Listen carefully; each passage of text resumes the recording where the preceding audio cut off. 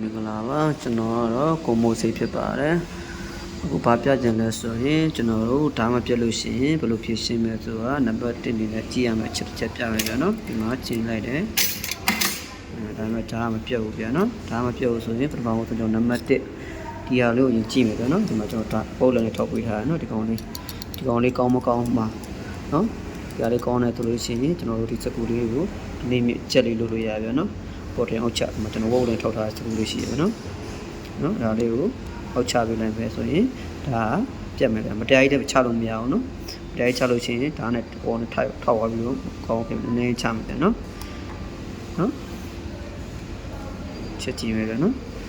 တကယ်ဒါလေးမကောင်းဘူးဆိုလဲရမယ်တကယ်ဒါလေးအပေါ်ရောက်နေဆိုရင်ဒီဆိုကျွန်တော်ပြတဲ့စကူလေးနဲ့ချက်လိုက်လို့ရှိရင်ပေါ်တယ်အောက်ချလို့ရှိရင်ဒါကိုပြင်ရတာအခုပြတ်သွားပြီနော်ကျွန်တော်ပြချင်တာအဓိကဒီစကူလေးဒီဓာတ်ကိုအပေါ်ထင်အောင်ချလုပ်ပြီးလို့ရတယ်ဗျာနော်နောက်ဆုံးဒီကောင်မကောင်းလို့ရှိရင်လဲရမယ်ဗျာနော်နံပါတ်1ဒီကောင်ရင်ကြည့်ရမယ်နောက်တဲ့အပိုင်းတွေမှာကြတော့